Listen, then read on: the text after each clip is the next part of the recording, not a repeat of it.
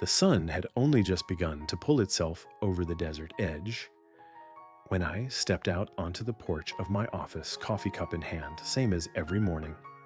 Folks say coffee puts life in a man. Mine never did.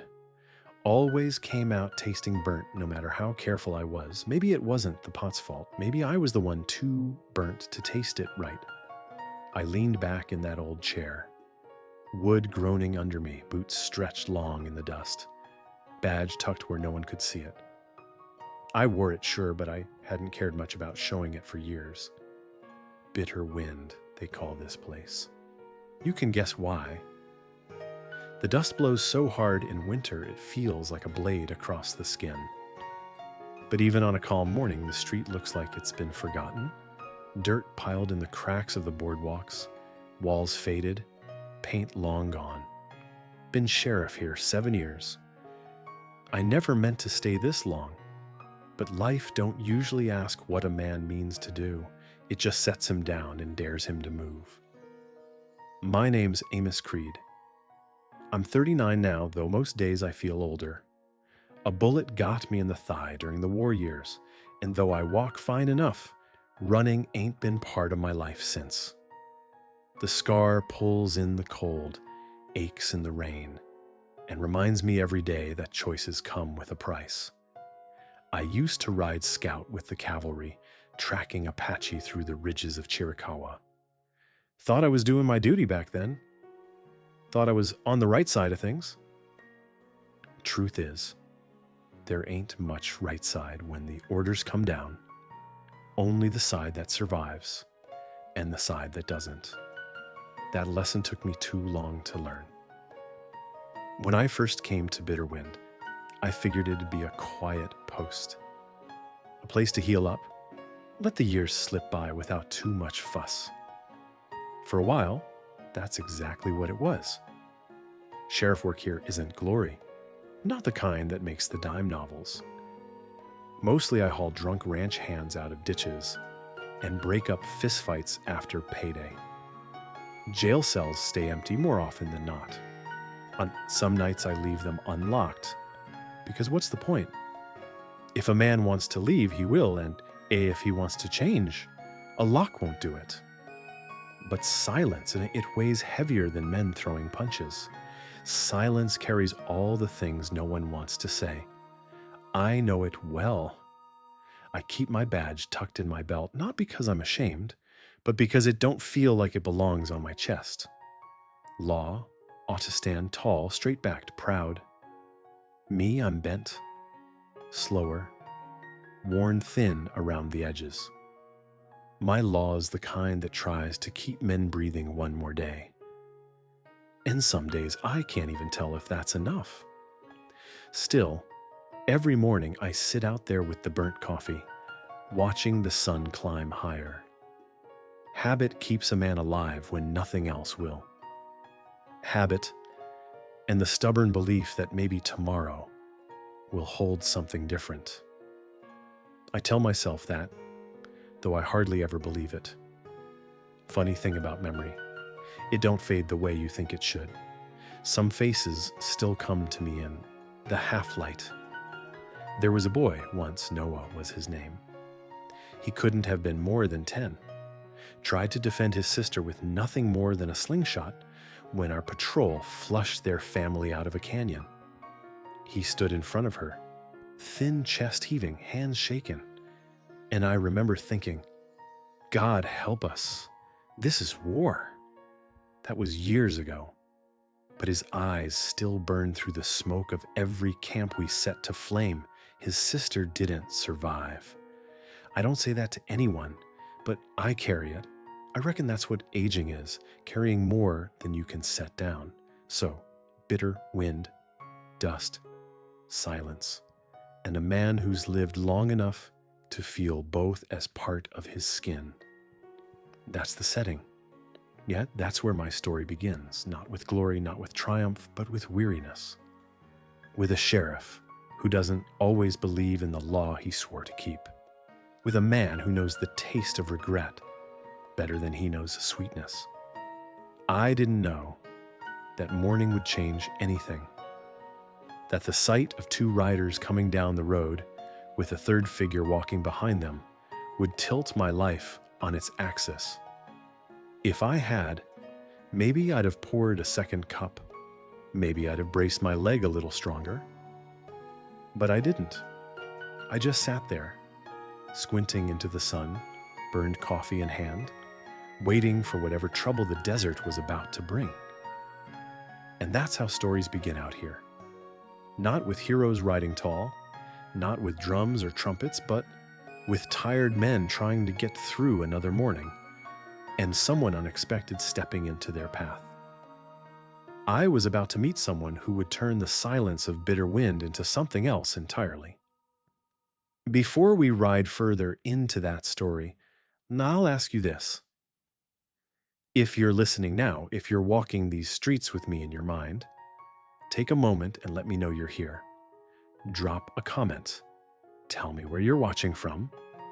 Maybe you know towns like this, or maybe you've only seen them in stories, but either way, I'd like to hear from you. And if the telling of my life holds you even for a little while, give this video a like and follow along with the channel. Because this isn't just my story. It's about what happens when two lost souls cross paths in the dust, and how sometimes, against all odds, choosing different can change everything. That morning in bitter wind, I didn't know it yet, but I was about to choose different. The first sign of trouble that morning wasn't noise, it was silence, the kind that changes its shape. I'd been sitting outside my office, chair tilted back, coffee long gone cold in my hand when I saw them cresting the southern trail. Two riders, dust rising from the horses' hooves, sun sharp off the iron on their belts. The third figure I didn't see right away, not until they came closer, and even then, I thought maybe my eyes were fooling me. She wasn't on a horse. She was walking, barefoot, a rope tied at her wrists. I stood before they even reached the edge of town. Habit, maybe, or something older.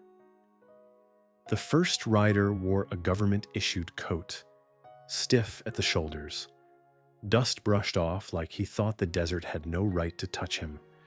A marshal. I could spot the type from a mile off.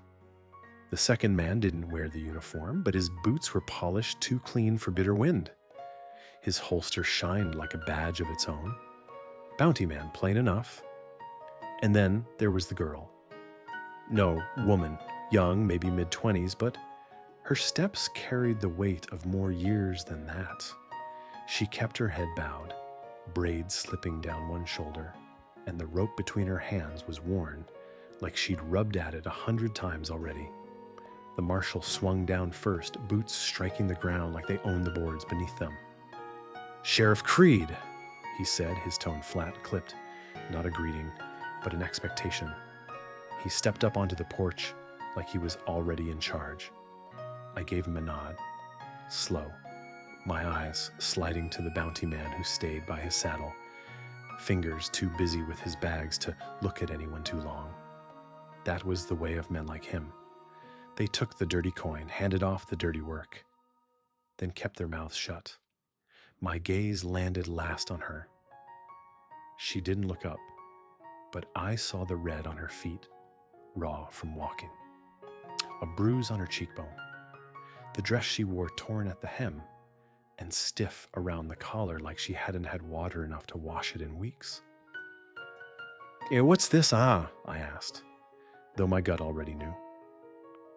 The marshal pulled a folded paper from his coat, dirt smudged across its creases, and handed it over. "Transfer order from Fort Bowie," he said. "She's to be held here 3 days until escort arrives.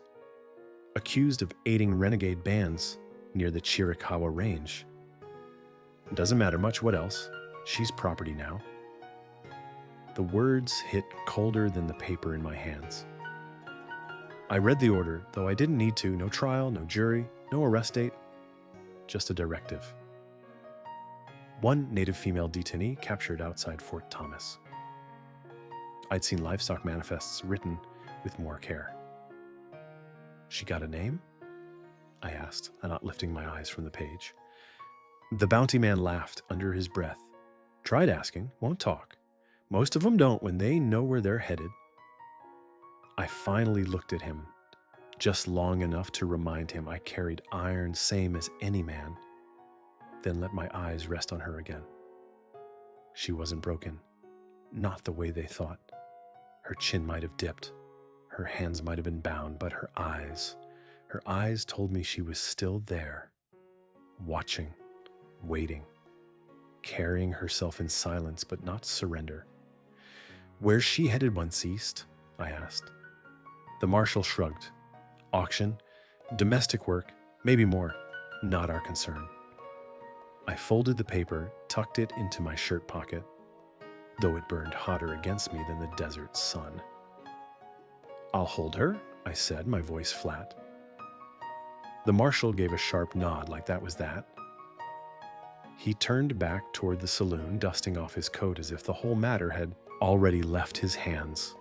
The bounty man stepped forward, rope in his grip.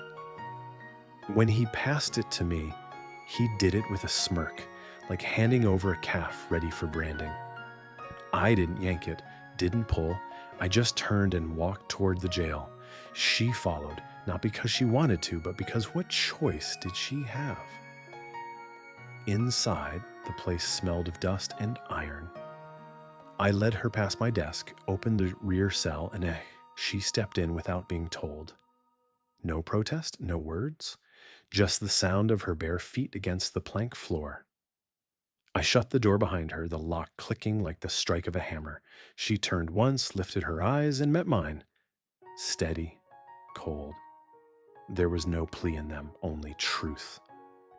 I sat back at my desk, unpinned the badge from my belt, and laid it on the table. My hand rubbed at my temple, the weight of the paper still pressing through my shirt. Something in my chest twisted. This wasn't law. This wasn't justice. This was cleanup. Get rid of the problem, ship it east, let someone else bear the blame. I'd seen too much of that before. The marshal and bounty man drifted off to the saloon before dusk, their boots leaving the street quiet again. No one in bitter wind asked about the woman in my cell. Some wouldn't have cared. Others would have wanted her gone quicker. I sat there, stove lit, beans simmering, thinking of the faces from years ago. Noah with his slingshot, his sister behind him. The orders I followed without question, and the graves that followed us after. I carried a plate to her cell, slid it under the bars. She didn't move. Not at first. I didn't press her. I just sat again, watching the fire eat slow through the wood, wondering what line I'd already crossed without knowing it. That night I told myself it was only 3 days. Hold her, hand her over, forget her name, if she even spoke it. But my gut told me different. I wasn't the same man who followed orders without asking why. And as I listened to the silence of her breathing in the cell, I already knew 3 days was too long to pretend I didn't see what was wrong. The jailhouse felt heavier that night than it ever had before. It wasn't the size of the place. It was barely more than 4 walls. A stove, my desk, and 2 iron cells in the back. It was her being there, sitting so still behind the bars, quiet as stone. I'd carried in a plate of beans and a tin of water, slid them across the floor, but she hadn't reached for either. She just sat cross-legged, hands folded at her knees, her braid hanging loose, eyes fixed somewhere beyond me. I leaned back in my chair, badge resting on the desk where I'd dropped it earlier, and tried not to think too hard. But the thing about silence is, it gives you nothing to do but think. My leg ached in the cold, the old wound pulling like a chain, and I rubbed at it absent-mindedly. I told myself I was only following orders, that my part in this was just to hold her for 3 days until the escort came through, that was all. But the truth was, I'd been holding things my whole life. Regrets, orders I shouldn't have followed, faces I couldn't forget. And I knew how heavy even 3 days could be. Every so often I'd look up and catch her eyes. Not pleading, not frightened, just steady, watching. It unnerved me in a way I couldn't explain. Most prisoners I'd put in that cell over the years had shouted, cursed, begged, or drunk themselves into oblivion. She didn't. She sat with a stillness that reminded me of the scouts before dawn, the way they'd crouch in silence, waiting, reading every shadow for signs of danger. She carried herself like someone who'd learned to expect the worst and survive it. I thought of Noah then, the boy with the slingshot. I hadn't spoken his name in years, not even to myself most nights. He'd stood the same way. Eyes too steady for someone his age, body coiled tight like he knew he couldn't win but wouldn't back down anyway. His sister hadn't lived to see another sunrise. And now here I was, holding someone else's sister, daughter, maybe mother, behind iron bars and telling myself it was only for a little while. The marshal and the bounty man had taken rooms at the saloon. I knew that meant at least one of them was drinking tonight, maybe both, while I sat here staring at the shadows crawling up the walls. The whole thing smelled wrong. Orders scratched on paper, a life reduced to a line of ink, and me told to keep watch over her like she was a stray cow headed for auction. Around midnight I stood, stretched my bad leg, and walked back to the cell. She didn't move when I got closer, just lifted her chin the slightest bit, enough to let me know she saw me. I rested a hand on the bars. "You planning to eat?" I asked. She didn't answer. I waited, then sighed, turning back toward my desk. I hadn't really expected her to. I left the door to the jail unlocked that night. Part of me wanted to see if she'd try, if she'd slip out while I dozed in my chair. But when morning came and the lights stretched pale across the floorboards, she was still there, sitting in the corner wrapped in silence. My chest tightened in a way I hadn't felt in years. She wasn't staying because she trusted me. She was staying because she knew there was nowhere else to go. I made coffee, poured 2 cups out of habit, though she didn't touch hers, then slid another plate through the bars. This time she took the water. Her hands moved slow, careful, as if she expected me to snatch it away. I didn't. I just sat again, watching her drink, wondering what kind of life leaves someone looking like that, bruised, barefoot, and bound, yet unbroken. By afternoon, the street outside had settled back into its lazy rhythm. A ranch hand stumbled out of the saloon. A wagon creaked past, loaded with hay. A woman carried laundry across the porch rail of the boarding house. None of them spared a thought for the Apache girl in my cell.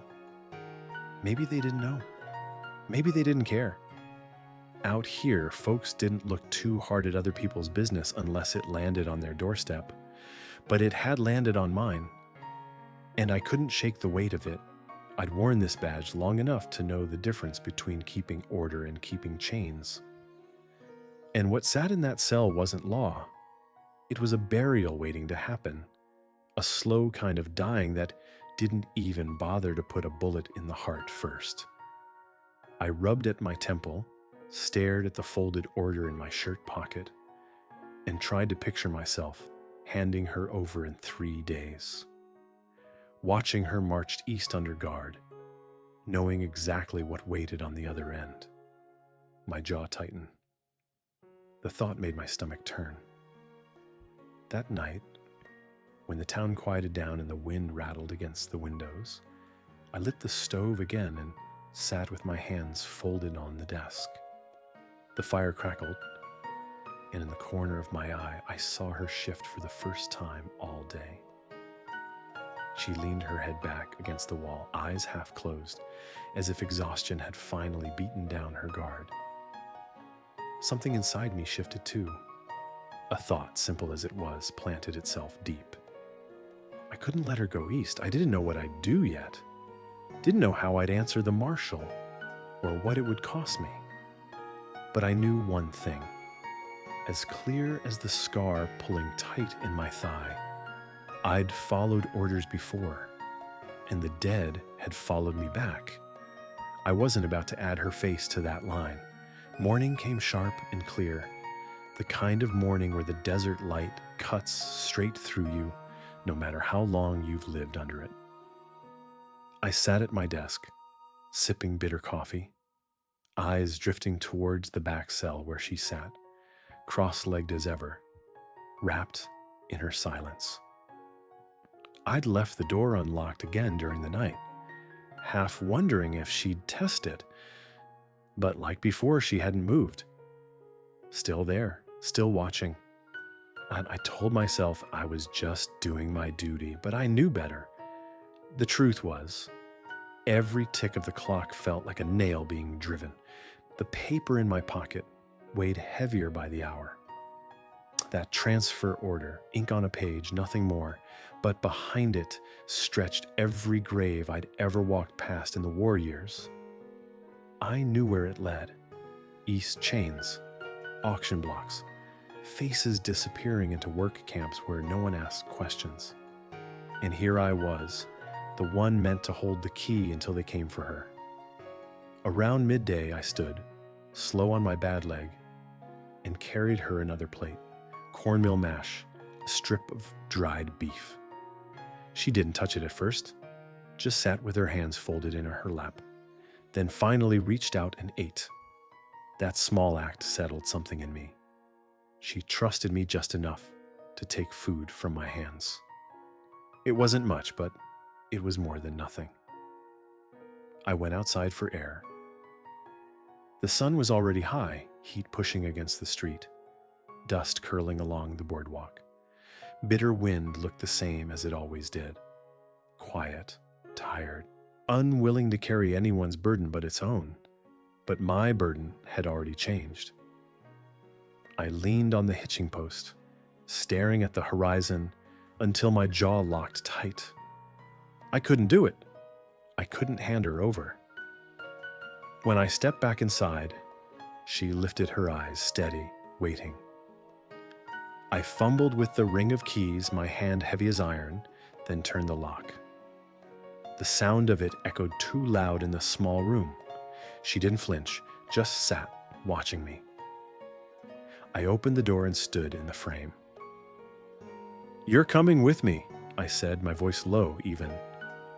She didn't answer, didn't ask where, didn't move quick or slow. Just rose to her feet, blanket slipping from her shoulders, and walked toward me with her wrists still bound. I reached for the rope, untied it without saying a word. The marks on her skin were red, rubbed raw. She pulled her hands close to her chest as if she didn't quite believe they were free. We walked out into the light together. No one stopped us. The marshal and the bounty man were still holed up at the saloon, drunk or asleep or both. The street was empty, save for an old mule cart resting near the back. I hitched it up, helped her climb aboard, though she didn't need the hand. She sat quiet, eyes scanning the road like she was already bracing for what came next. The wheels creaked as we rolled out of town. My heart beat harder than it had in years, not from the ride, but from the choice itself. The buildings of Bitter Wind shrank behind us, swallowed by the dust. I didn't look back. I knew what waited there. Questions, suspicion, the marshal's boots striking against my porch when he realized I'd lied. But I also knew I couldn't keep living by the weight of old orders, not again. We rode an hour, maybe two. Neither of us spoke. The silence wasn't heavy, not like in the jail. It was a waiting silence stretched out between two people who didn't yet know if they could trust what was happening. Her hands rested in her lap, fingers tightening now and then, but her eyes kept moving, sharp, alert, scanning every ridge like a scout. By late afternoon, we reached my cabin. It sat tucked between a stand of dry trees, roof sagging, porch step warped from years of sun and storm. Smoke stains curled black up the chimney. One room, maybe two, bare as bone, but it was mine. I pulled the mule to a stop, climbed down, and turned to her. She hesitated, feet still on the cart, eyes locked on the little house. "You can stay here," I said, pointing toward it. "Ain't nobody will find you." She studied me for a long moment. No words. Then she climbed down on her own and walked toward the door. Inside, she sat on the bench by the hearth, hands folded in her lap again, just as she had in the cell. Only difference was, the air here wasn't iron, it was wood and smoke and the faint smell of pine. I brought in firewood, stacked it by the stove, and when I turned, she was still sitting there, eyes tracking me, steady, unblinking. She curled up near the fire that night, no blanket, no words. I hovered a moment, then draped wool across her shoulders. She didn't thank me, and I didn't need her to. I just watched her breathing slow, her face softening for the first time since I'd seen her. As I lay down on my own cot, the weight of what I'd done pressed hard against me. I'd lied. I'd broken orders. If the marshal came back early, there'd be hell to pay. But as the fire dimmed, I realized I didn't feel regret. What I felt was certainty. For the first time in a long while, I knew I'd done the one thing I could live with. And when dawn came, with the roof creaking in the cold and my leg aching worse than usual, she was still there, wrapped in the blanket, eyes open, watching. She hadn't run. She hadn't begged. She just stayed. And in that quiet, I knew she wasn't the only one. The first mornings in that cabin with her were quiet, quieter even than the jailhouse had been. Out there, silence carried the echo of iron and law. Here, it was wood settling, wind sliding through the cracks, the faint scrape of her movements by the hearth. I'd wake early, as I always did, my body trained by years of soldiering, and find her already sitting up, blanket wrapped around her shoulders, watching the fire as though it were the only thing she could trust not to betray her. I moved slow those days. My leg ached worse with the chill, and I didn't want to startle her. I'd set water to boil, pour cornmeal into the pot, cut a strip of dried beef. She never asked, never spoke, but when I placed the bowl in front of her, she'd take it with both hands, moving like the act of eating itself might vanish if she rushed it. I didn't press her for words. I knew the shape of silence too well to force it open. In the war years, I'd seen men sit whole weeks without speaking, haunted by what they'd done or what they'd lost. Silence wasn't emptiness, it was survival. And I could see it in her. The same weight, the same refusal to give away even the smallest piece of herself until she was sure it wouldn't be used against her. Still, she watched me, always. Her eyes followed every step I took, not fearful anymore, just measuring. She studied me the way I used to study a trail at dawn, reading for signs of danger, looking for what was hidden beneath the brush. At first, it made my skin itch. I wasn't used to being seen like that, stripped down to every movement, every breath. But after a few days, I realized I didn't mind. There was no judgment in her eyes, only caution and maybe a kind of waiting I couldn't name. One morning, I noticed the way she walked, careful, favoring the balls of her feet. I remembered seeing the red marks when I untied the rope. Thorns maybe, or rocks from the trail they'd dragged her down. I set a tin of salve by the wash basin on the porch. "Helps with cuts?" I told her, keeping my voice even. She didn't answer. But later, when I came back from splitting firewood, I saw her seated there, dabbing her heel with a rag. Her hands were steady, practiced. She didn't look at me, but she didn't hide either. That was something.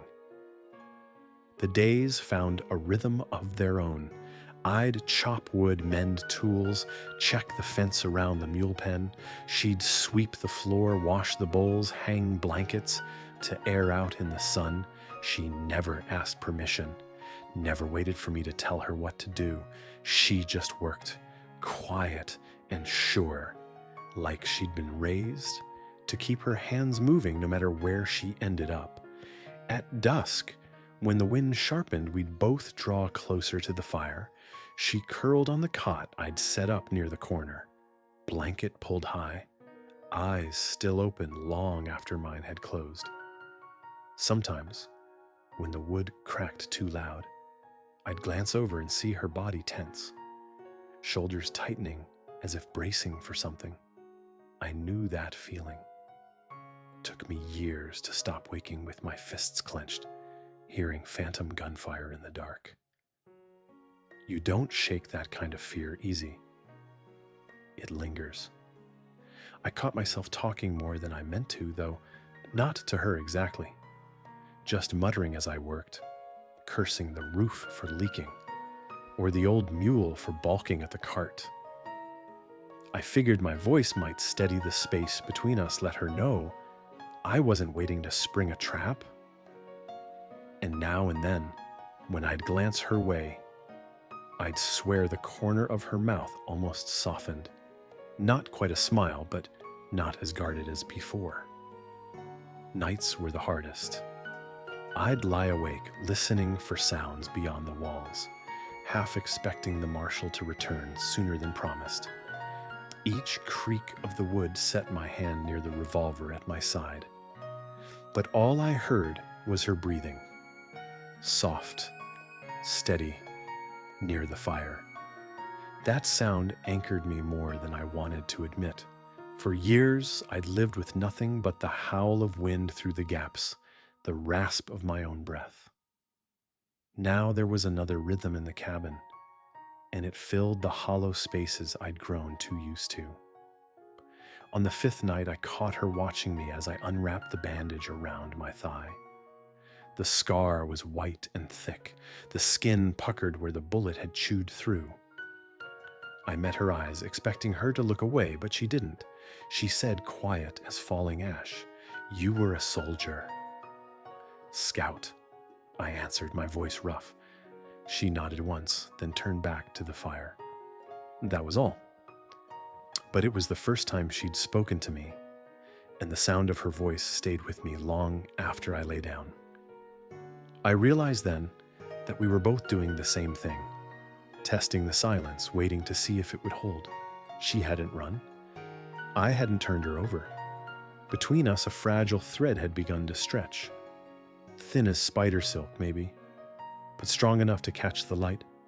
I knew it wasn't trust, not yet. Trust takes more than a week's worth of meals and a roof that barely keeps out the wind.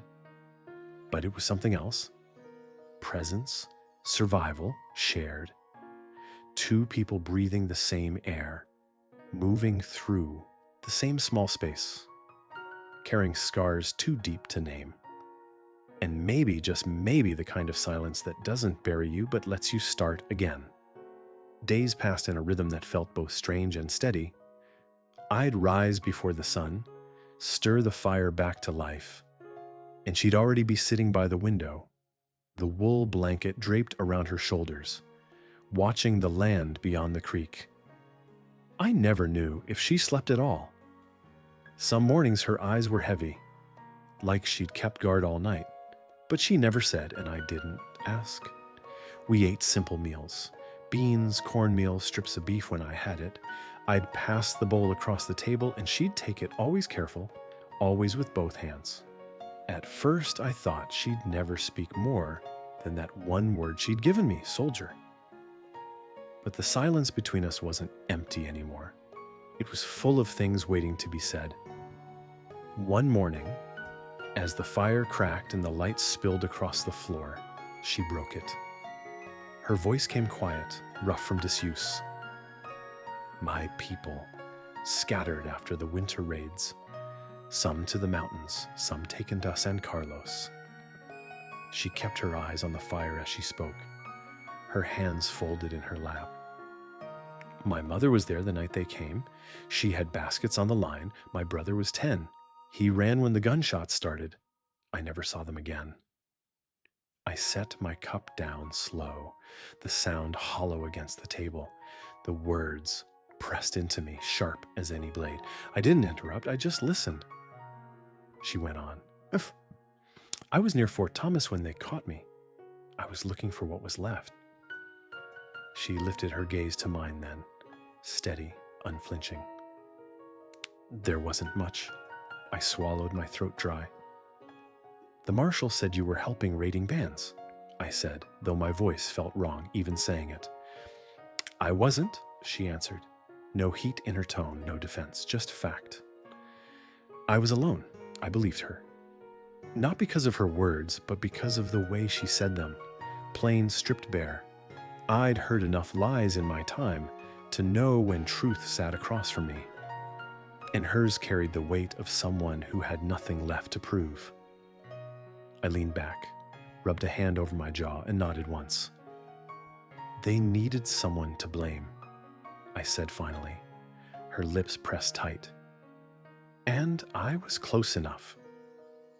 The fire snapped between us, filling the silence. My chest felt heavy. It like I was breathing ash. I thought of my brother then, 16 years old, barely grown, carrying a rifle too big for him near Fort Craig. They said the Apache had struck first, but I knew better. We crossed a line we weren't meant to. He didn't come back from that fight. His blood's still in the dirt out there. And for what? Orders. Promises of peace that never came. I cleared my throat, voice rough. My brother died in the campaigns, 16. Didn't even know how to hold a pistol proper. They called it justice, but it wasn't. It was men following orders they never questioned. Her eyes met mine again, softer this time, though still sharp. My mother didn't hold a gun. Neither did my brother. They burned everything anyway. I closed my eyes a moment, let the truth of it settle. When I opened them, I said, I stopped listening after that. Stopped believing orders meant anything but more graves. She didn't reply right away. Instead, she leaned back, her shoulders easing just a little, like she'd been holding something too long, and finally set it down. So it wasn't trust. Not yet. But it was the absence of tension. And sometimes that's the first step. That night, the silence felt different. She took the cot near the window again, but she didn't face away. She lay watching the fire die down, her eyes catching the last of the glow. I sat on the edge of my bed, unwrapping the bandage around my thigh. The scar throbbed in the cold. I heard her voice from across the room, quiet as the settling wood.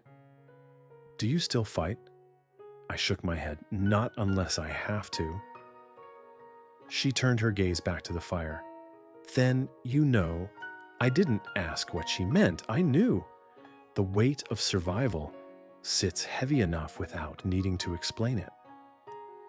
In the days that followed, little truths began to slip between us.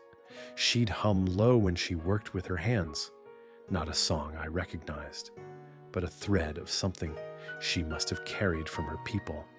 I'd find myself talking more, not about the war, but about the land, the way the storms rolled in from the south, the stubborn mule that balked at every fence post. Small things. But small things matter when you've both lived too long in the silence. One evening, I came in from patching the fence to find her mending one of my shirts. The fabric was worn thin, near to falling apart, but her stitches were neat, steady. I leaned against the doorframe, watching her hands move, and said, "You don't owe me that. She looked up, eyes catching mine. I don't do it for you. I nodded, a half smile tugging at my mouth. Fair enough. That night, as the wind pushed cold against the walls, she asked, "What happens when they come back?" And I met her gaze, steady as I could. "Then they'll have to go through me first." Her eyes searched mine, and for the first time I saw something shift. Not trust yet, but maybe the shape of it forming, like the first light before dawn. We didn't speak more that night. We didn't need to. We traded truths. Enough to know we weren't enemies. Enough to know we'd both carried losses too heavy to bury alone. And as the fire dimmed, I realized we were no longer just surviving side by side. We were beginning to live in the same silence. The first sign of trouble came not from soldiers on the trail, but from the way men in town started looking at me. Bitterwind had always been a place where folks minded their own business. A man could drink himself into the dirt or pray himself into heaven, and no one thought twice, so long as it didn't spill into the street. But after I brought her out to the cabin, the air shifted. It was in the squint of Roy Hart's eyes at the general store, the pause in his hand as he counted out change. It was in the quiet nods that weren't as easy as they'd been before. I'd ride in once or twice a week because I had to. Couldn't raise suspicion by staying gone too long. I bought flour, coffee, a few candles, always the same supplies, always the same short words. One morning, Roy leaned across the counter, voice low. "Marshall left 2 days back. Didn't look happy." He studied me, waiting. "He'll get over it," I said, keeping my tone flat. "He asked around before he rode out," Roy went on. "Said if anyone saw the girl, they best report it." His eyes narrowed. "You seen her?" I met his gaze steady. "Door was open. She slipped out before dawn, could have gone anywhere." Roy squinted, his mouth twitching like he wanted to say more, but he didn't. I gathered my sack and stepped outside, though I felt the heat of his suspicion on my back all the way to the saddle. It wasn't just Roy. A few ranch hands at the saloon gave me longer looks than usual, their talk cutting off when I passed by. Most folks in Bitterwind didn't care what happened outside their own fences, but rumor has a way of carrying, especially when a marshal stirs it. The worst came when I spotted 2 strangers loitering near the saloon. One wore a long coat with government tack on his saddle. The other had eyes that roved too much, watching every man who walked past. They didn't approach me, not that day, but I felt their stares. When I rode out, I circled wide through the arroyos, doubling back to be sure I wasn't followed. The mule cart was slow, but I knew enough tricks from scouting days to lose a tail if I had to. Back at the cabin, she was waiting, always waiting. That evening, as I unsaddled the mule, I saw her standing by the porch with her arms folded, blanket draped around her shoulders. She studied me like she could read what had happened in town from the dust on my boots. "They asked about you," I told her, as I set my hat on the peg inside. Her eyes didn't flicker. "What did you say?" "That you ran." She nodded once, then went back to mending a shirt at the table. Her hands stayed steady, but I could see the tension in her shoulders. It wasn't fear, not exactly. It was readiness, the kind of coiled awareness I'd seen in soldiers who'd survived too many ambushes. Later that night, as we sat by the fire, she spoke without looking up. "If the marshal returns, what will you do?" I leaned back, staring into the flames. "If he comes to take you, he'll have to step through me first." She lifted her gaze then, her eyes steady, measuring me as though weighing the truth of my words. "You don't know me," she said. "You don't owe me anything." "That's true," I answered. But I know what it's like to survive something and not have anywhere left to go. That's enough. Her shoulders eased the slightest bit. And for the first time since I brought her here, she shifted her cot closer to the stove before lying down. It wasn't trust, not yet, but it was the absence of distance. Still, sleep didn't come easy for either of us. I woke at every sound. The groan of the roof, the snap of a branch outside, the low call of an owl. My hand never strayed far from the revolver by the bed. I knew the marshal wasn't the type to let things rest. Men like him lived by the weight of their orders. And I had broken one too many. The days that followed carried a sharper edge. She tended the cabin with the same quiet resolve, sweeping, cooking what little we had, mending clothes I'd long since given up on.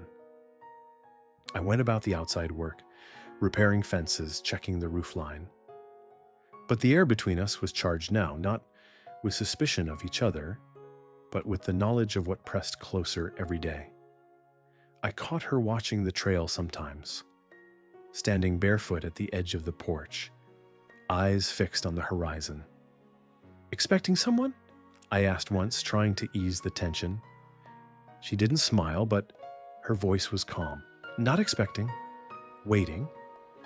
That night, the wind howled through the cracks in the boards, and I dreamed of footsteps outside the cabin, of voices calling my name.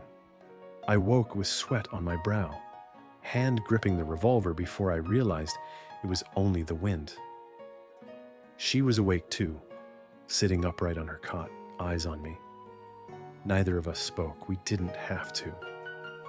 By the end of the week, I knew one thing with certainty. Trouble was coming. The marshal, his men, maybe worse.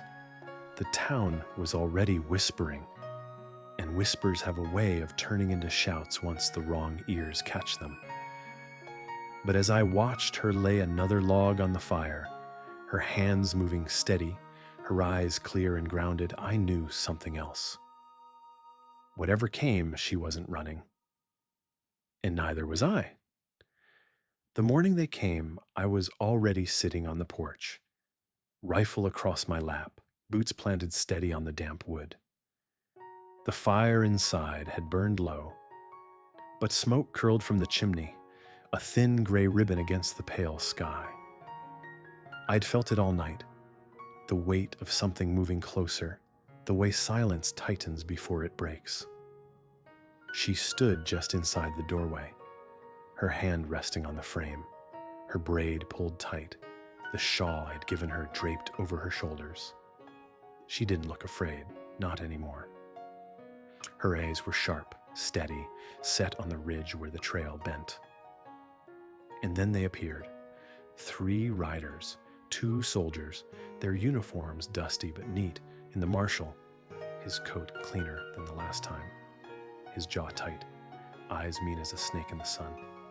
They rode tall, their horses stamping against the earth, heads high. I rose as they slowed, my legs stiff but firm beneath me. The rifle stayed loose in my hands, not raised, not threatening, but they're all the same. The marshal didn't waste time. He reined in and dismounted, boots striking the ground with purpose. His eyes went from me to the cabin to the figure just behind my shoulder. "You lied," he said flat, his voice carrying across the yard. I didn't flinch. "About what?" "You told me she ran," he snapped. "Now I hear whispers you've got her holed up out here, playing house." The words cut, but I kept my face still. "She's here," I said, "but she's not a prisoner." The soldiers shifted in their saddles, eyes darting between us. One rested his hand on the stock of his carbine, uncertain, tense. The marshal stepped forward, his jaw tight. "Orders from Fort Bowie say she's to be transferred east, auctioned. That's the law. What happens after that ain't your concern." I met his eyes steady. "I've read those orders. They weren't written for justice. They were written to clear a ledger." "She's a detainee," he snapped, I shook my head. She's a survivor. That's different. Behind me, I felt her step out onto the porch, her presence close, quiet but solid. The marshal's gaze shifted to her, his lips curling in a smirk. "You come quiet," he said, "and maybe I can talk them down to work detail. Otherwise, there's no promise what happens." Her voice carried before I could answer. "I won't go." It was the clearest I'd ever heard her speak. The marshal's head snapped back to me, his eyes hard. "She doesn't get to choose." "She does," I said, my grip tightening on the rifle. His mouth twisted. "You're willing to throw your life away over this?" I let out a breath. Steady. Slow. "I've thrown enough away already. Not this." The wind picked up, carrying dust across the yard, whipping at the corners of his coat. The soldiers exchanged glances, unease written on their faces. I could see it plain. They weren't hungry for a fight, not out here, not without a crowd to back them. The marshal stepped closer, his boots crunching against the dirt. We stood face to face, close enough I could smell the leather of his gloves, the bitterness of his breath. "You understand what you're doing?" he asked, voice low. "I do," I answered. For a long moment, nothing moved. The air hung heavy, the kind of stillness that comes right before gunfire. My finger rested near the trigger, but I didn't raise the rifle. He studied me, eyes searching for weakness, for hesitation. Finally, he stepped back. His voice carried a trace of something I hadn't expected. Not respect, not exactly, but recognition. "I've seen your file. You were good once. Could have been useful." "That man's gone," I said. He shook his head, muttering, "Shame." Then he turned, mounted his horse, and with a sharp pull of the reins, rode back down the trail. The soldiers hesitated, watching me with eyes that were more wary than hostile. Then, without a word, they followed. I stood there until they disappeared over the ridge, the dust settling in their wake. My shoulders ached with the weight of the moment, my chest tight. Only when the silence returned did I lower the rifle. She was still standing there beside me, arms folded, eyes fixed on where they'd gone. I turned toward her, my voice quiet. "It's done." Her gaze met mine, steady, unblinking. "You sure?" I nodded. "They'll report I pulled rank, maybe threatened, but they won't come again, not for you." For the first time, her shoulders eased. She stepped forward, reached up, and touched my face with fingers soft, deliberate. Then she leaned in and kissed me. It wasn't rushed, wasn't desperate. It was clear, certain, the kind of kiss that seals a decision no words can carry. I let out a breath I hadn't realized I'd been holding. The fight hadn't come to bullets, but it had been a fight all the same. And I knew, standing there with her hand still against my cheek, that I'd made my choice long before they rode up. I'd made it the moment I opened that cell and told her to follow me. The danger wasn't gone. It never really is. But for now, the cabin stood, the land stretched wide, and we were still here, not prisoner and sheriff, not captive and lawman. Just two people who had chosen to stand together when the world told us not to. And that, I realized, was more than any order could take away. The days that followed the standoff felt different, though the land looked the same. The desert still baked under the sun. The wind still pushed dust against the siding of the cabin. The mule still balked at the fence posts. But inside those walls, something had shifted. It wasn't just relief that the marshal had turned back. It was knowing she and I had stood together, not as sheriff and prisoner, but as two people who refused to be moved. That kind of choice leaves a mark, and it stays. She stopped sleeping with her cot pressed to the far corner. One night, she dragged it closer to the stove without a word, and the next night she left it there. After that, she began sitting across from me at the table like she belonged, not like a guest waiting to be sent away. She swept the floor, stirred the pot on the stove, folded the laundry. I'd come in from splitting wood and find my shirts mended, stacked neat on the bench. And one morning I stepped outside and saw rows of soil turned, beans planted in the ground I hadn't touched in 2 years. She was building something, quiet but sure, like she'd decided this place was worth her hands. I started to see her differently, not as someone I had saved, not as a burden I had taken on, but as someone who carried her own weight, her own strength, and was setting it down beside mine. When I watched her move through the cabin, braiding her hair tighter against her neck, or when I found her humming over the wash basin, I realized the silence had changed shape. It no longer pressed. It eased. One evening after supper, I leaned back in my chair watching her gather the bowls. The fire threw light across her face, softening the scar at her cheekbone.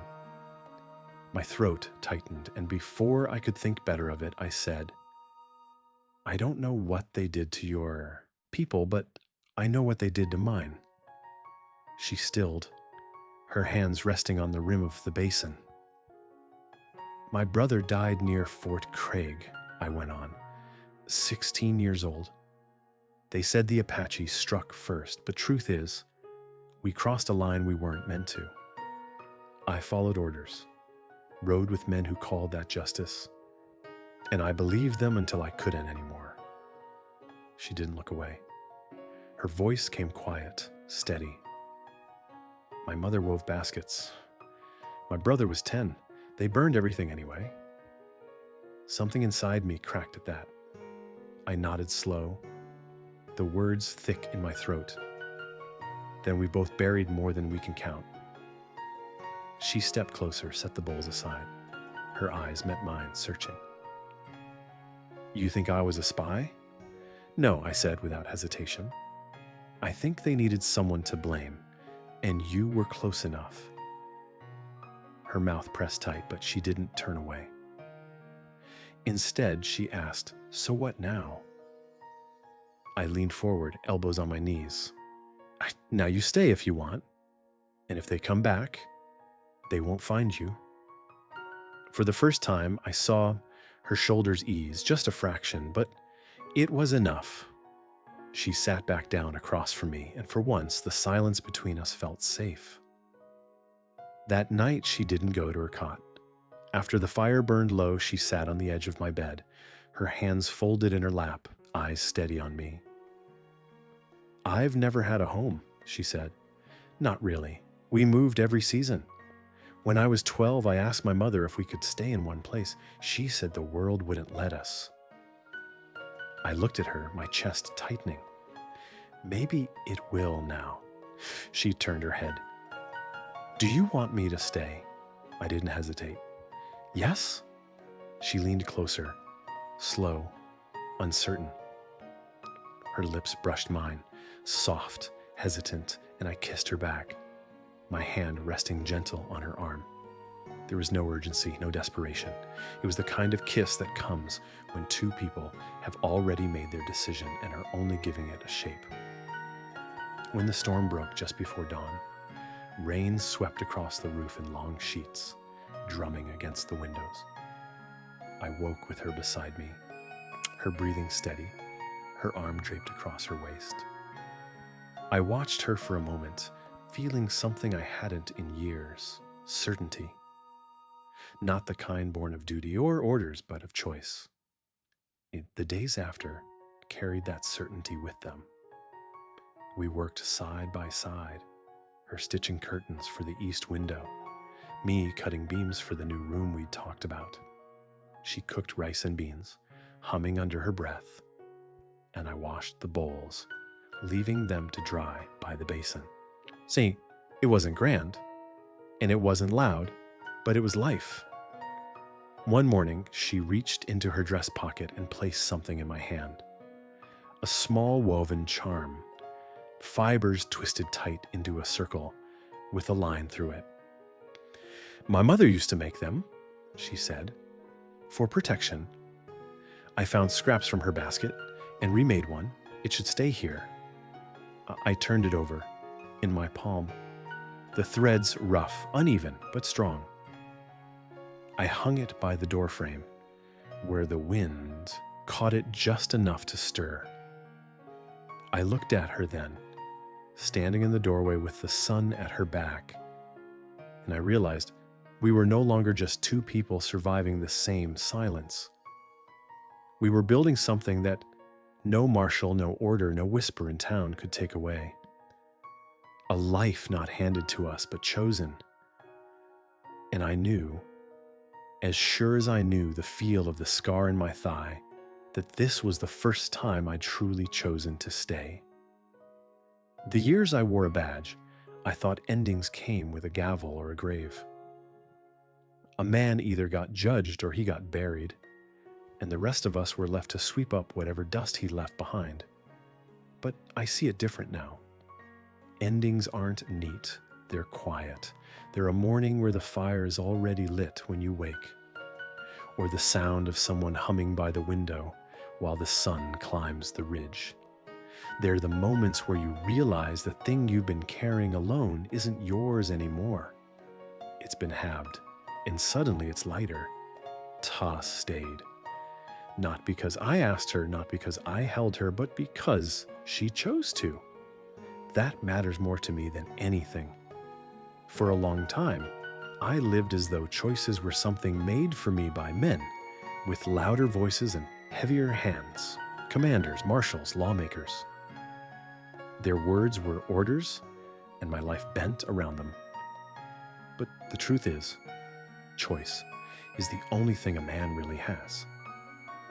And when you start making them for yourself, the world stops feeling so hollow. After the marshal rode off, I expected him back. For weeks, I kept the rifle by the door, my hand twitching every time I heard hooves in the distance, but he never came. Maybe he saw something in my eyes that told him it wasn't worth it. Maybe the soldiers knew better than to die over a piece of paper scratched with someone else's ink. Whatever the reason, the road stayed empty and the cabin stood. Spring came, slow but certain. Green shoots broke through the dirt where she'd planted beans, and the soil I thought was too tired to give anything proved me wrong. We cut wood together, built a frame for another room, patched the roof before the rains. I found myself listening for her laughter, rare but real, like water slipping over stone. She made curtains for the east window, blue cloth stitched by her own hand. I didn't realize how bare the cabin had been until I saw the way the light softened against them. Some nights, when the wind rattled the walls, she'd tell me pieces of her past. Not all at once, just threads. Her mother's baskets, her brother's voice when he ran. I didn't push. I knew how heavy memory sits. I shared mine too about my brother, about the orders that hollowed me out. And in the trading of those truths, something steadier grew, not forgiveness. That word's too light for what we carried, but understanding. I stopped thinking of her as the woman I had saved. That was never what it was.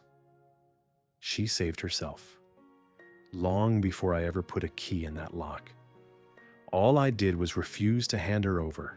What she's done since. The work, the patience, the way she's stitched herself back together, that's hers alone. But I get to stand beside it, and that feels like more than I deserve. I've learned something living here with her. The law isn't a badge. It isn't a paper from Fort Bowie. It isn't even the rules townsfolk mutter to keep themselves from looking too close. Law, the real kind, is what you choose to protect when no one's watching. It's standing in front of someone who has no one else, not because it's your job, but because it's your choice. When I was younger, I thought strength was in orders followed and battles won.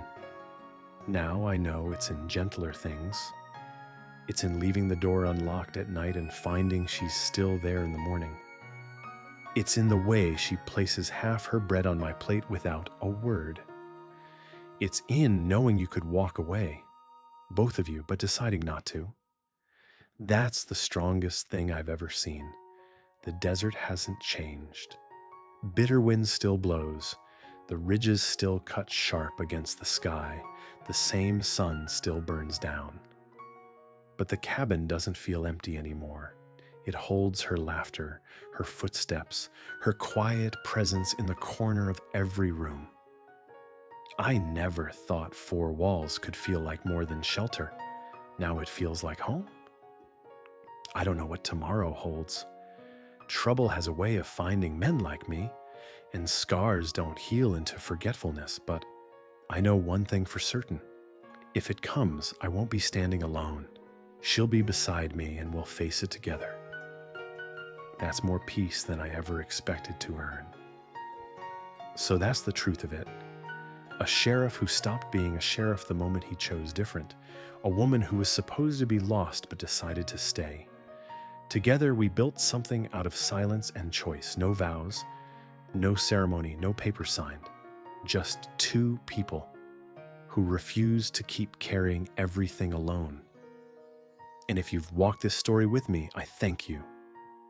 If it held you, even for a moment, then let me ask you this. Give this video a like. Leave a comment. Tell me where you're listening from. Tell me if you've ever felt the weight of silence and found someone willing to share it.